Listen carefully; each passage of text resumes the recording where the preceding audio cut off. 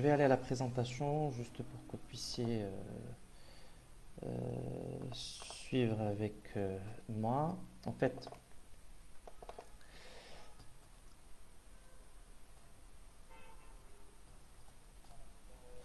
je vais aller rapidement sur cette partie-là pour les gens qui viennent de nous rejoindre. Alors, projet, comme j'ai dit, c'est une activité temporaire ayant une date de début et de fin. Chaque projet va être composé d'une série de tâches qui ont en définitive un seul et même objectif. Et ces tâches-là vont être soumises à des conditions, à des contraintes, notamment de temps, de personnes et de ressources qui seront utilisées et nécessaires dans le cadre du projet.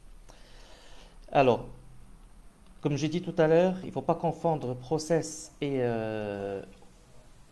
projet. Bon, un projet fournit toujours un produit qui est nouveau. Il a une date de début, une date de fin, soi-disant connue, bien définie, une équipe qui est temporaire, un caractère d'unicité et de complexité, et puis une date de fin et des coûts totaux qui sont difficiles à prévoir parce qu'on est sur de la projection vers l'avenir. Par contre, un process ou une opération, notamment dans le domaine industriel, c'est quelque chose qui est rodé. On fournit un produit qui est connu, en continu, on a une organisation qui est stable, c'est du répétitif et on peut estimer le temps et les coûts selon l'expérience précédente ou les années antérieures par rapport à ce qui a été fait dans le domaine, notamment, comme j'ai pris l'exemple tout à l'heure, de l'industrie. Alors, les fondamentaux, c'était arrêté là tout à l'heure, sur les parties prenantes. En fait, les parties prenantes, c'est quoi? C'est une personne, un groupe ou une entreprise qui impacte ou qui peut être impactée dans le cadre du projet. En fait, c'est celle qui va, je dirais, avoir un intérêt à l'issue du projet.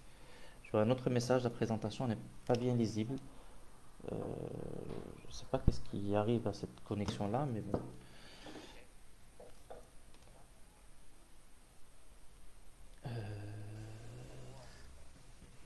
Est-ce que c'est le cas pour tout le monde?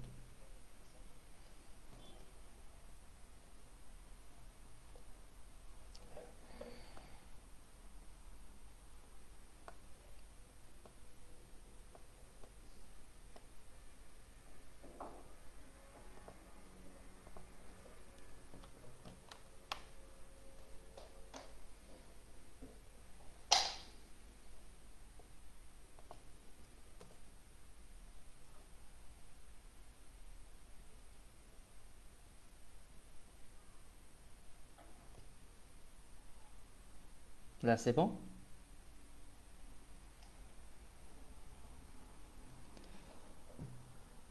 Je pense que là, c'est beaucoup mieux.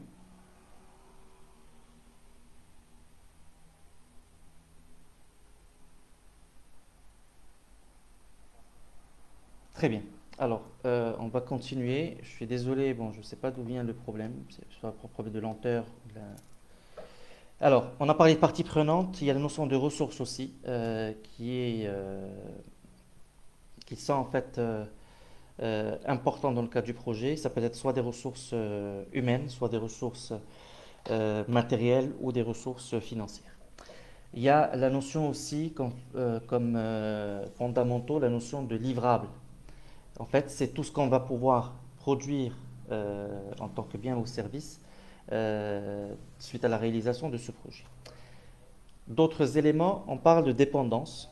C'est quoi? On avait parlé tout à l'heure d'échelonner le projet et de le diviser en plusieurs tâches. Les dépendances, en fait, c'est les liaisons qui vont être faites entre ces tâches-là pour qu'on puisse déterminer leur ordre. On parle aussi dans le cadre du projet de feuilles de temps. Les feuilles de temps, en fait, c'est des méthodes qui sont utilisées aujourd'hui pour enregistrer et faire le suivi du temps consacré pardon, à chaque tâche ou à chaque activité du projet. Et puis, la chose la plus importante, ce qu'on appelle le triangle double-triple contrainte. En fait, ce triangle-là, c'est la combinaison de plusieurs contraintes, plusieurs conditions, notamment les trois principales. C'est quoi? C'est l'objectif, c'est-à-dire le but du projet, le délai, c'est-à-dire l'échéancier, et puis la notion de coût. Il faut juste savoir que ces contraintes-là sont interdépendantes, c'est-à-dire que si je touche et je modifie une contrainte, ça va affecter automatiquement l'une ou les autres contraintes de ma pyramide. Un exemple qui est celui-là, pour synthétiser cette pyramide, j'ai en fait la pyramide avec son échéancier, la notion de délai, la notion de périmètre qui est l'objectif, et la notion de coût qui est aussi intégrée. Mais il ne faut pas oublier pourquoi on parle de double, triple contrainte, parce qu'il y a trois autres contraintes à intégrer. La notion de qualité, que ça soit la mise en place d'indicateurs de mesure de la qualité pendant le déroulement de notre projet, ou aussi livrer un produit de qualité à la fin. La notion de gestion des risques, identifier ces risques-là, les gérer, les minimiser au maximum. Et puis, dernier point, tout en bas, satisfaction clientèle, que ce soit la satisfaction d'un client interne ou externe. Voilà un peu par rapport à toute la partie définition concernant le projet. Alors, la gestion de projet. La gestion de projet, c'est en fait l'art de gérer un ou plusieurs projets. Hein. C'est une démarche qui va nous aider à organiser de bout en bout le déroulement d'un projet, à trouver l'équilibre dans notre triangle, notre pyramide entre objectif, coût et délai. Et puis, dans ce cadre-là, la responsabilité du chef de projet est de combiner la planification, ce qu'il va pouvoir planifier en termes de tâches, en termes d'échéancier, en termes de planning, et toute la partie exécution, ce qui va être exécuté comme opération pour mener à bien le projet. Alors, selon le PMI, en fait, ils ont sorti ce qu'on appelle le PM Book, qui est une des règles de la gestion de projet au niveau international. Non? En fait, ce PM Book préconise à ce que la gestion de projet doit se faire sur 44 process qui seront répartis dans 10 domaines de connaissances et qui vont être déployés sur l'une ou l'autre des 5 phases de cycle de vie du projet. Alors, je ne sais pas si vous allez voir parce que c'est tout petit, mais à ce niveau-là, en fait, j'ai tout en haut, les 5 phases de mon projet, c'est-à-dire le démarrage, la planification, l'exécution, le contrôle et la clôture.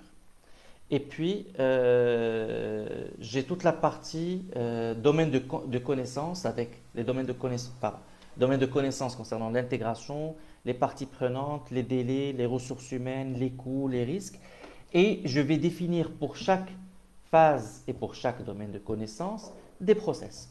Je prends des exemples, je vais définir les activités, je vais estimer les coûts, je vais planifier les achats, je vais surveiller et maîtriser le travail du projet, je vais par exemple maîtriser l'échéancier. Et là, en fait, on va tout diviser. On n'est pas obligé d'utiliser les 44 process dans le cadre des projets, mais tout dépend de la complexité du projet qu'on va pouvoir lancer et tout dépend aussi de l'organisation qui va être mise en place. Alors, quels sont les bénéfices d'une bonne gestion de projet? D'abord, répondre aux attentes de toutes les parties prenantes. Ça, c'est important parce qu'on a un objectif à atteindre. Apporter ordre et clarté. Et là, en tant que chef de projet, on doit être, je dirais, avoir une bonne rigueur et puis un esprit sain pour pouvoir organiser les tâches et avoir un ordre dans les différentes idées. Garder un axe et des objectifs précis, c'est normal, on travaille pour un objectif, il faut avoir un axe pour atteindre cet objectif. Optimiser les différentes ressources qui seront utilisées dans le cadre de notre projet. Je répète, ressources humaines, techniques ou financières. Définir un plan d'action réaliste. Il ne faut pas rêver dans le cadre d'un projet, il ne faut pas sous-estimer encore. Il faut trouver je dirais, un certain réalisme pour pouvoir mener un plan d'action et pour pouvoir atteindre les objectifs dans les meilleurs délais et avec les meilleurs coûts possibles. Garantir un contrôle de qualité, on va le voir durant les différentes phases du projet. Gérer et réduire les risques. Et puis, assurer une surveillance continue, c'est-à-dire un contrôle continu au niveau du projet pour mesurer s'il n'y a pas de risques qui peuvent survenir, s'il n'y a pas de problèmes sur des retards qui peuvent survenir pour pouvoir redresser mon projet sur les bons rails. Alors, quand on parle de gestion de projet, on parle d'une approche qui est disciplinée. C'est normal, parce qu'on doit gérer des choses d'une manière vraiment disciplinée. On doit gérer des objectifs, on doit gérer des équipes, on doit gérer des délais, on doit gérer des coûts, et on doit gérer aussi des risques. Alors, il va falloir répondre à des questions, que ce soit avant ou pendant le projet. Ces trois questions qui sont essentielles. Que faut-il faire? C'est-à-dire, quelles sont les tâches que je vais pouvoir réaliser? Déjà, l'objectif, je vais le définir en tant qu'étape, en tant que jalon et puis en tant que tâche. Deuxième question, quand cela doit-il être fait? C'est-à-dire le délai de mon projet. Et puis, je vais encore zoomer pour descendre jusqu'au délai de chaque tâche. Et dans quel ordre? Comment je vais ordonner l'ensemble de mes tâches? Troisième question, où en est le projet? Et c'est là où on a besoin de ce contrôle-là pour vérifier à chaque moment où est-ce qu'on est arrivé concernant l'exécution de nos tâches, concernant la consommation de nos coûts et concernant aussi toute la partie gestion des risques. Alors, comment est organisé un projet? Généralement, je dis bien généralement, on divise le projet en 5 phases. Vous avez la phase de démarrage, ou ce qu'on appelle de lancement. Vous avez la phase qui est la phase de planification, une phase d'exécution, la troisième, qui est la phase de réalisation en fait, une quatrième phase qui est la phase de contrôle, et puis une cinquième et la dernière qui est la phase de clôture. On va détailler une par une. Alors, le lancement ou le démarrage d'un projet, c'est là où on va pouvoir évaluer l'idée du projet. Il y a trois, pour moi, il y a trois questions existentielles. Ces questions-là, il va falloir se poser au démarrage. Est-ce que ce projet-là représente ou la rentre dans l'une des activités clés de mon entreprise? Est-ce que c'est un projet qui est faisable? Est-ce que mon entreprise va en tirer un bénéfice? Ce qui est normal. On est dans un monde professionnel. Alors, si on arrive à répondre par oui à ces trois questions, là, on va commencer à définir le périmètre, les résultats qui sont attendus du projet, identifier les partenaires ou les parties prenantes avec lesquelles on va travailler et on va pouvoir passer aux autres phases. Alors, à la fin de cette phase-là, qui est la phase de démarrage ou de lancement, on doit avoir ce qu'on appelle un plan de projet. C'est un plan de projet qui doit être clair et qui doit être approuvé par l'ensemble des parties prenantes du projet. Pourquoi j'insiste sur cette notion d'approbation? Parce que ça va éviter les malentendus. Ça va nous permettre de gérer les attentes tout au long du projet et que tout le monde puisse parler le même langage. Voilà, charte ou plan du projet. Qu'est-ce que ça contient? Ça contient des généralités, c'est-à-dire le commanditaire, celui qui lance le projet, le but du projet, le besoin en termes business, les bénéfices attendus, la définition du projet, c'est-à-dire sa situation actuelle, la situation désirée, où est-ce qu'on veut arriver dans ce cadre, la portée du projet, et puis une analyse sommaire des environnements internes et externes par rapport au projet. Troisième point, les livrables. Quels sont les principaux livrables que je vais pouvoir produire dans le cadre de mon projet, que ce soit des livrables techniques ou des livrables de gestion. Quatrième point, le contexte.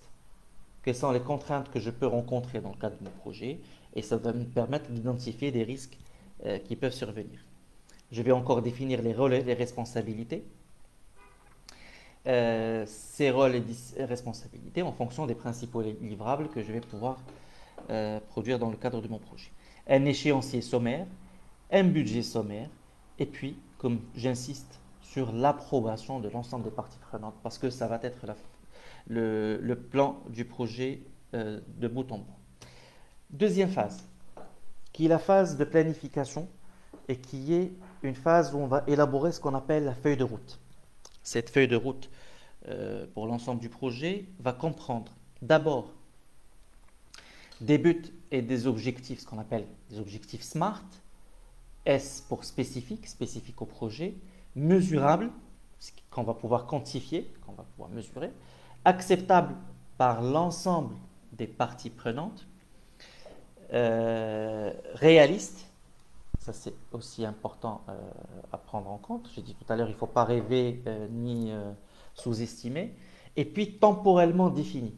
On les définit dans le temps pour pouvoir mettre en place notre échéance. On va pouvoir, dans cette feuille de route-là, estimer les coûts et puis définir le périmètre d'une manière détaillée et les principaux livrables du projet. Sur cette phase-là aussi, on va commencer à allouer les ressources et on va produire des résultats qualitatifs par rapport au projet, comment on va gérer les risques et les imprévus, comment on va communiquer avec notre équipe et aussi avec l'ensemble des parties prenantes. Troisième phase de mon projet qui est la phase d'exécution ou ce qu'on appelle généralement la phase de réalisation.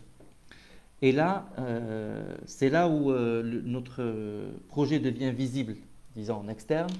On commence toujours par une réunion de lancement avec l'équipe, au cours de laquelle on va pouvoir informer chaque membre de l'équipe de ses responsabilités et des différentes tâches qui lui ont été affectées. Cette phase, en fait, c'est là où on va pouvoir produire, c'est la phase industrielle du projet sur laquelle on va pouvoir produire. Et là, le chef de projet est responsable d'allouer les ressources, de concentrer son équipe sur les tâches qui sont attribuées et de développer le projet conformément au plan qui a été défini au départ.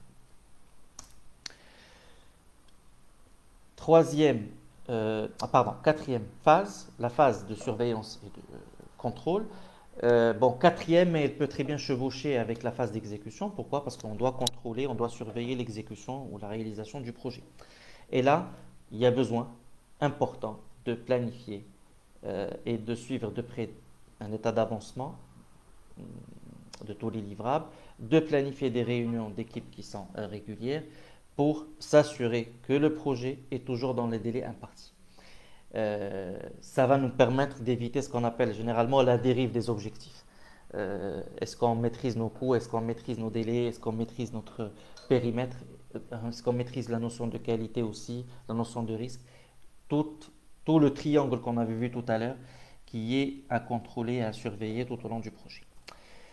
La dernière phase, qui est une phase de clôture, qui est identifié par le dernier livrable que je vais pouvoir remettre au client.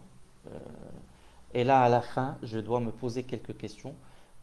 Est-ce que le projet s'est bien passé pour apprendre des réussites réalisées dans le cadre de mon projet?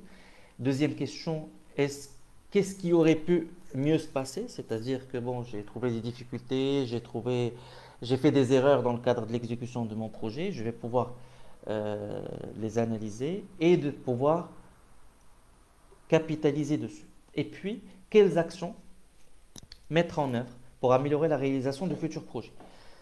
Tout ça, ça va permettre de sortir ce qu'on appelle un bilan projet pour éviter de refaire les erreurs plusieurs fois et puis de mettre en place des process beaucoup plus performants et créer une équipe de projet plus efficace. Voilà, là c'était par rapport à l'organisation. Je vais parler rapidement de la partie acteurs. Plusieurs acteurs dans le cadre du projet. Le chef de projet, on en a parlé. Il y a un acteur important aussi qui est l'acteur sponsor du projet. C'est qui ce sponsor-là? C'est celui qui a la responsabilité globale du projet et celui qui a lancé le projet au départ ou qui a eu l'idée en premier.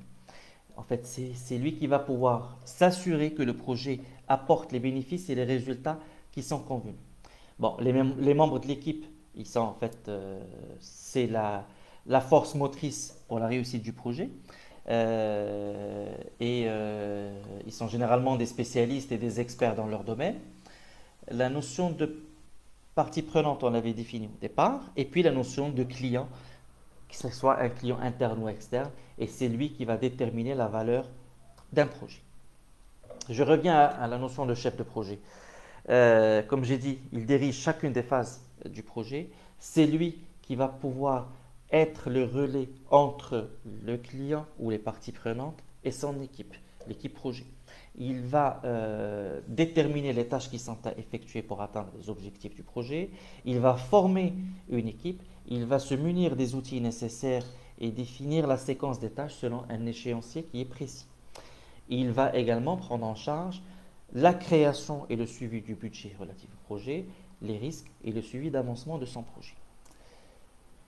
Pour cela, il doit avoir des qualités, bien sûr. Quelles sont les principales qualités que doit avoir un chef de projet? D'abord, être un meneur d'hommes. Un meneur d'hommes parce qu'il va piloter des équipes, c'est normal.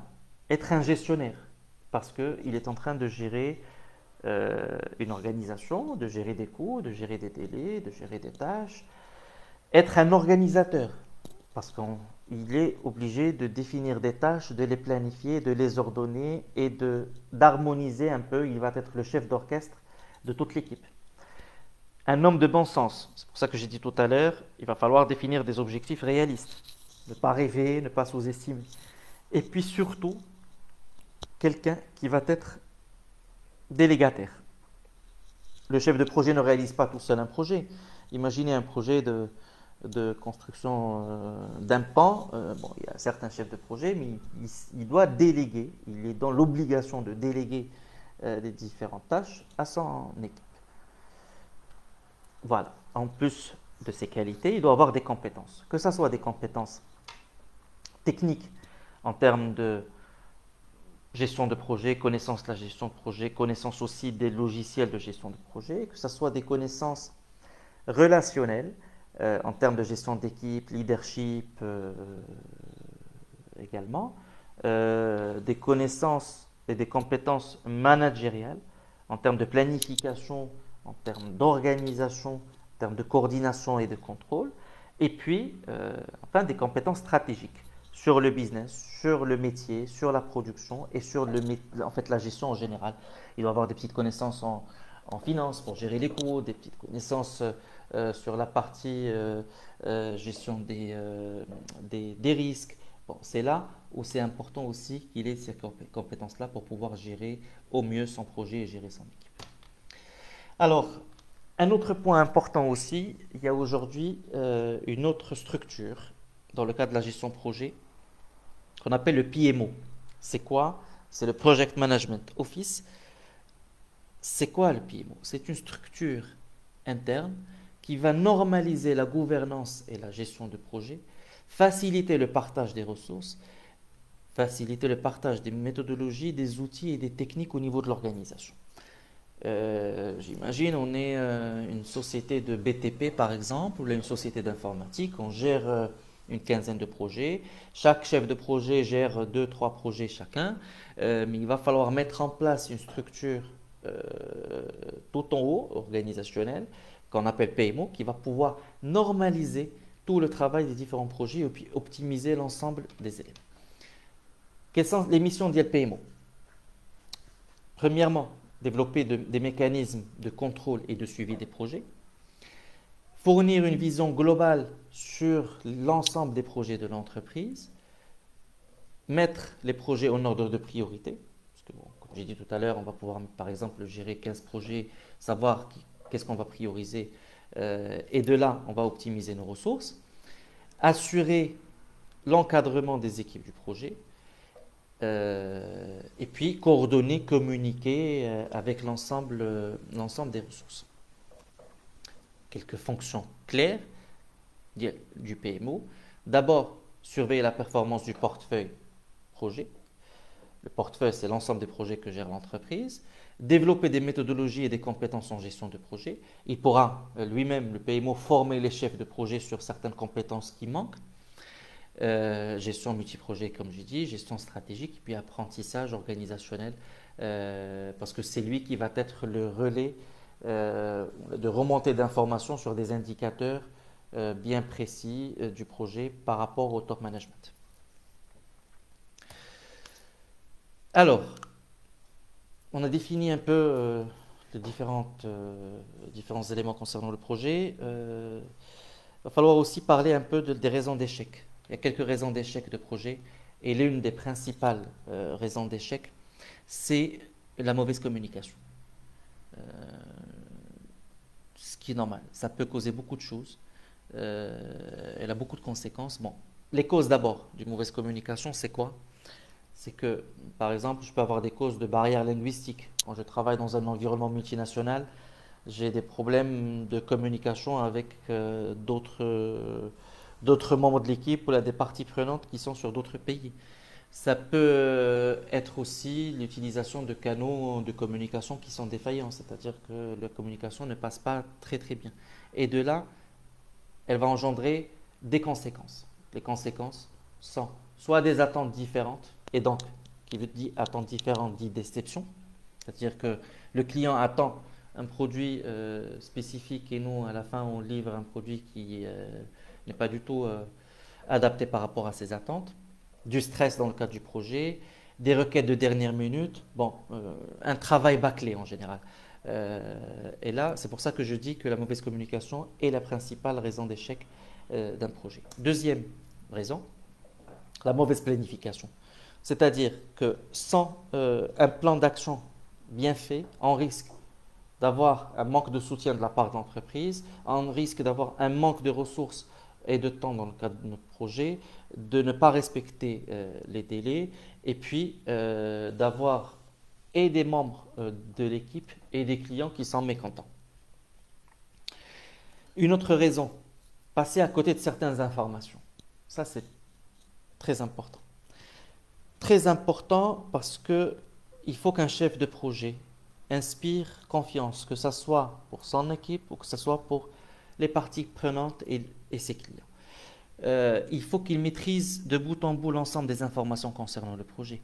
Il faut éviter ces petits silences dans les réunions sur l'évolution du projet. Là, je ne sais pas. Là, je n'ai pas l'information à un moment donné. Il va falloir regrouper l'ensemble des informations et maîtriser l'ensemble des éléments concernant le projet.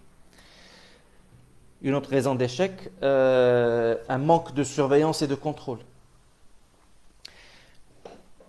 Si on ne fait pas de contrôle régulier, si on ne fait pas des points réguliers avec notre équipe, les échéances vont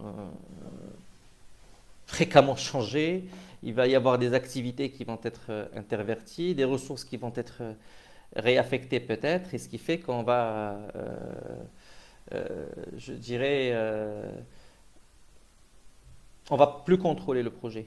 C'est pour ça que ces contrôles, ces points réguliers avec l'équipe sont tellement importants pour éviter que le projet ne prenne du retard. La gestion des risques est aussi quelque chose d'important à mettre en place pour éviter toute dérive du projet. Et puis, le dernier point, et le point important aussi, la modification du périmètre. On est en plein projet, il y a le client qui vient de nous dire juste avant la fin du projet, s'il vous plaît, j'ai besoin d'un petit changement, j'ai besoin d'un ajout mineur qui vient de tomber là de la direction. Écoutez, oui, je peux comprendre, mais on avait dit tout à l'heure, il y a un triangle de triple contrainte. Vous vous rappelez? Objectif, délai et coût.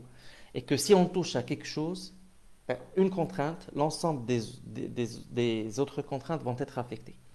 Quand on touche à l'objectif, c'est ça l'objectif, un petit changement, on risque automatiquement d'avoir des délais qui sont reportés ou un coût qui va augmenter pour le cadre de notre projet. Et ça, c'est aussi à prendre au sérieux et à prendre en considération dans le cadre de notre projet. Alors, quelques clés de réussite. Documenter le périmètre de notre projet. C'est le fameux plan du projet au départ.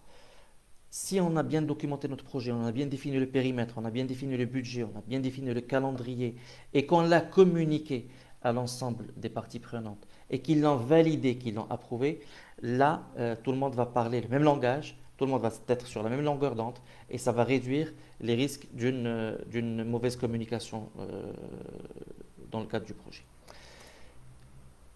Deuxième facteur clé de succès, découper le projet en phases, en jalons et en tâches. C'est très important. On ne va pas tout faire, on va pas avoir des tâches qui vont durer plusieurs mois. Il va falloir les découper en petites tâches multiples qui seront liées les unes aux autres pour être regroupées par la suite en jalons plus importants. Faire une estimation des ressources nécessaires. Combien de personnes il nous faut? Quelles sont les ressources qu'il nous faut? Et de là, on va pouvoir voir est-ce qu'on a ces ressources-là en interne? Est-ce qu'on a besoin de recruter? Est-ce qu'on va pouvoir sous-traiter notre travail? Ça, c'est très important. Et ça risque de mettre en péril le calendrier et le budget de notre projet. Rassembler les équipes, c'est ce que je viens de dire.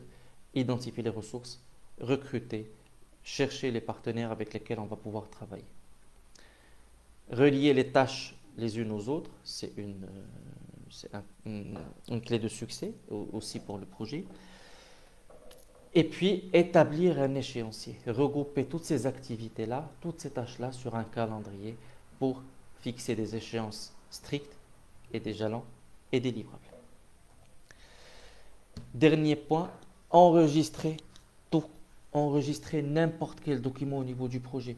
Pourquoi? Parce qu'à tout moment, on peut vérifier le statut d'une tâche, on peut vérifier le statut d'un document, on peut vérifier qui est responsable, qu'est-ce qui a été consommé comme temps durant telle tâche.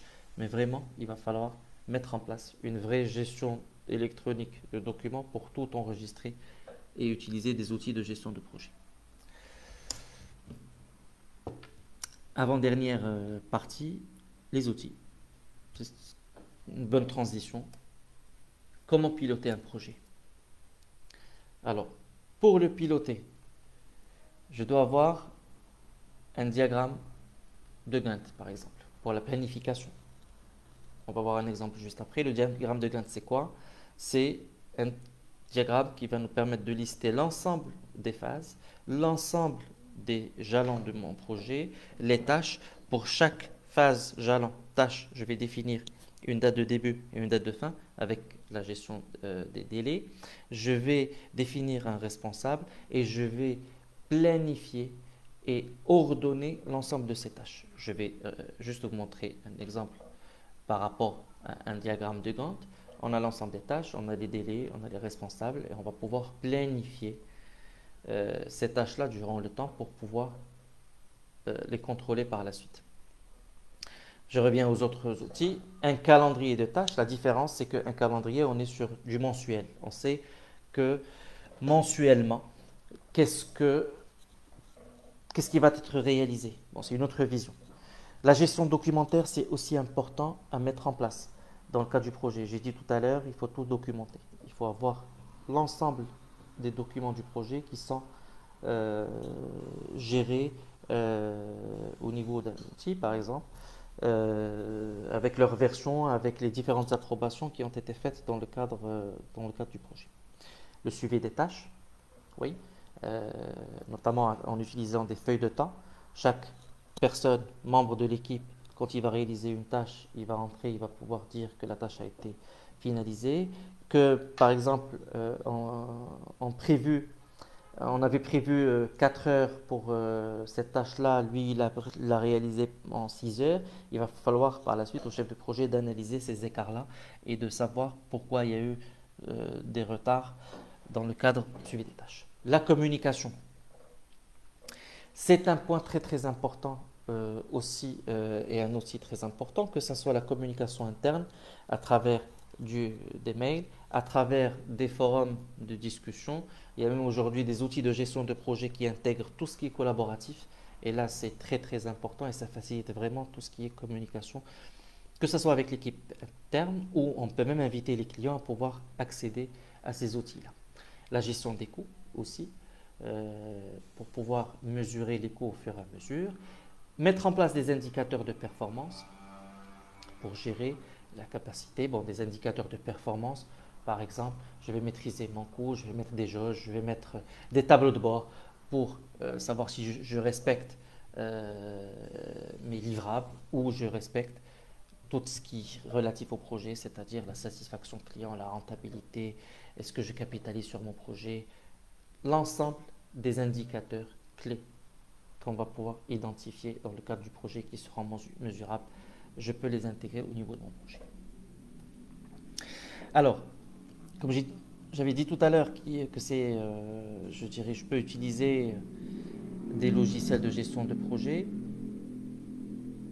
Quelles sont les fonctionnalités clés d'un logiciel de gestion de projet en général?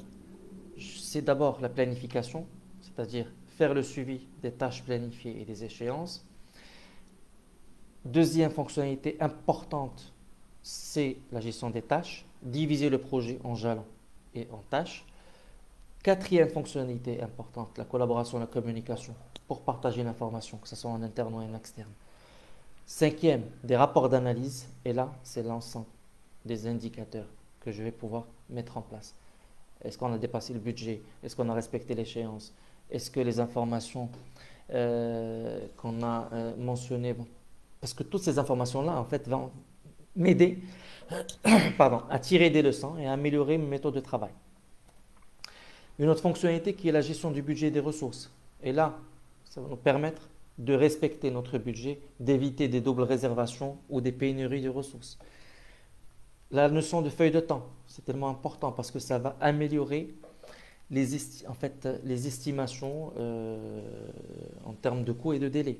Et ça va me permettre aussi de suivre l'avancement au jour le jour de mon projet. Une autre fonctionnalité importante, l'accès mobile. L'accès mobile, on est en période de crise du Covid-19 là actuellement et tout le monde travaille à domicile. Bon, enfin, tout le monde, la majorité font du télétravail.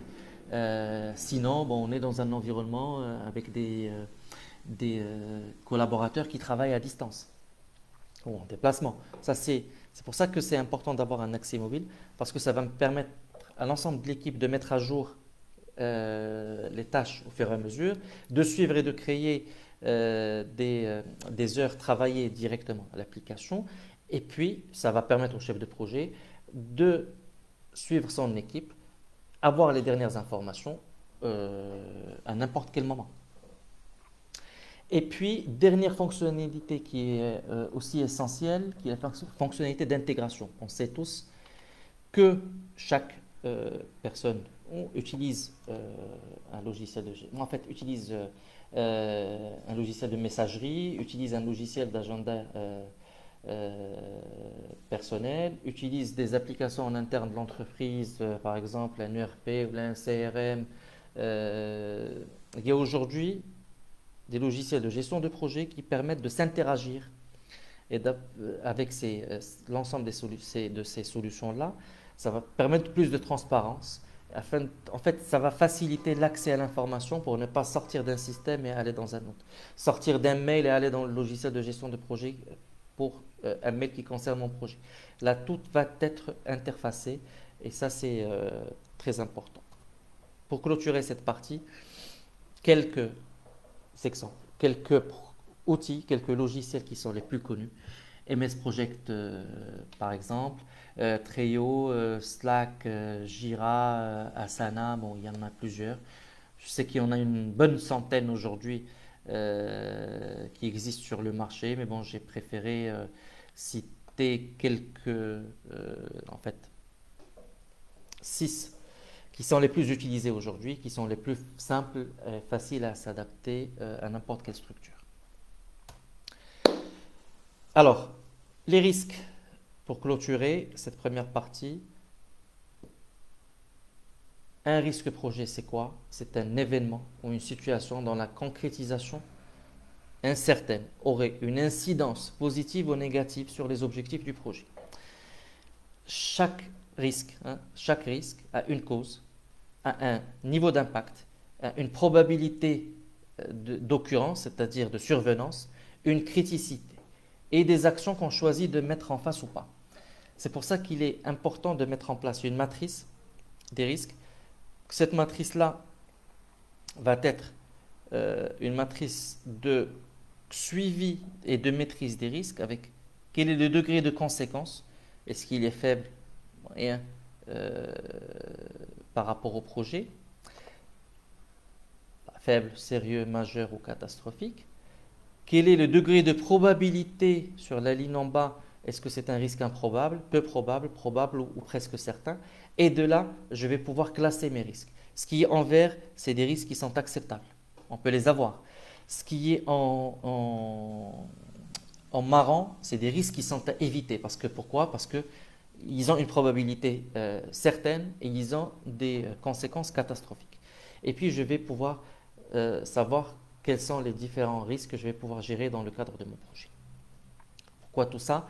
Parce que je vais avoir plusieurs risques. C'est tout à fait normal. Je vais avoir des risques de type organisationnel, notamment des risques en termes de clarté des objectifs, de cahier de charges, des risques de type humain, avec une disponibilité des ressources, des risques de compétences, des risques de formation, des risques de motivation, des risques commerciaux et marketing concernant les clients, concernant des offres de la concurrence, concernant aussi des risques techniques, des normes à mettre en place, la cohérence des spécifications, la documentation technique que je dois préparer, des risques liés à la maîtrise de la sous-traitance. Si je dois sous-traiter aussi, bon, il va falloir bien gérer nos sous-traitants, bien leur exiger de la qualité, les délais qui sont à respecter, des risques juridiques aussi, notamment sur du marchandage, sur l'émission.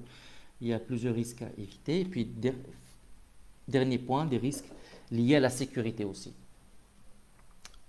Ne serait-ce que cette, je dirais, cette crise-là du coronavirus, ça permet de refléter l'ensemble de ces risques-là. Quand on parle de risques de sécurité, c'est des risques de contamination, c'est des risques de distanciation sociale qu'il va falloir mettre en place. Il n'y a pas plus important, moi, à mon avis, il n'y a pas plus gros projet que le projet là de déconfinement, euh, qui comporte plusieurs risques et qu'il va falloir les mesurer et les intégrer. Bon courage à nos gouvernements respectifs. Alors, pour ces risques-là, comme j'ai dit tout à l'heure, pour aller plus rapidement, je dois déclencher des actions qui sont des actions correctives. Alors, là, je viens de terminer la première partie. Je vais donner juste un petit aperçu par rapport à la prochaine partie, la partie 2, qui concerne les méthodes de projet. On va voir quels sont les différents référentiels du projet qui existent, que ce soit des référentiels, ce qu'on appelle cascade, avec le PMI ou avec le Prince2, que ce soit des référentiels en type V, c'est-à-dire c'est des référentiels, ce qu'on appelle waterfall, du lean management avec la boucle PDCA, du Kanban, de l'agile, du Scrum. Tout ça je vais pouvoir le détailler durant la prochaine séance. C'est normal parce que c'est un peu technique et ça va prendre un peu plus de temps. Voilà, alors pour conclure, il faut juste savoir que la gestion de projet est une notion importante, que ce soit dans nos vies privées ou professionnelles. Il est nécessaire pour mener à bien un projet de prendre en compte plusieurs dimensions. Ces dimensions-là, comme on avait cité tout à l'heure, c'est les différentes contraintes. Et chaque projet a ses propres spécificités. Chaque projet doit être géré à part. Et là, c'est le rôle du chef de projet et les compétences du chef de projet qui sont nécessaires à ce moment-là. C'est là qu'il va être évalué sur la réalisation de ses objectifs et aussi l'intégration des différents outils à mettre en place pour pouvoir piloter son projet. Voilà, je ne sais pas si vous avez des questions. Je pourrais vous répondre par rapidement.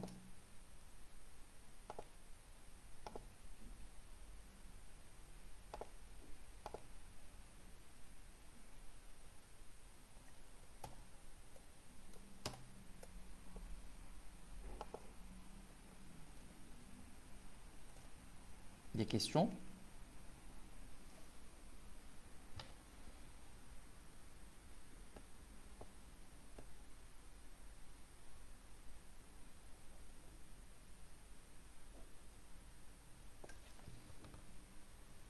Merci à vous aussi, Youssef.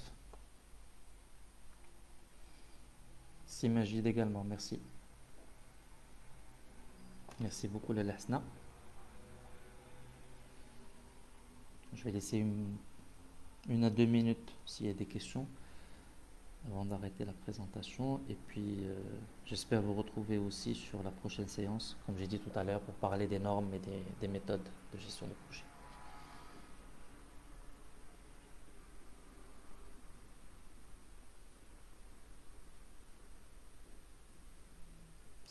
Samad, merci beaucoup, merci à vous. Des exemples de waterfall méthode. Les cycles V, c'est généralement utilisé dans les domaines informatiques ou dans le domaine BTP. En fait, c'est une méthode avec une phase ascendante, une phase descendante, où il y a un chevauchement entre les différentes tâches. Je vous donnerai rendez-vous lors de la prochaine séance. Je vais voir avec l'équipe d'art quand est-ce qu'on va pouvoir la planifier et je vais rentrer dans les détails de chaque méthode par la suite.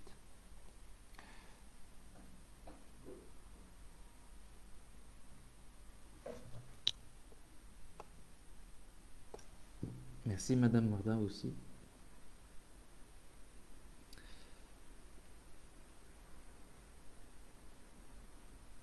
Très bien. Je pense qu'il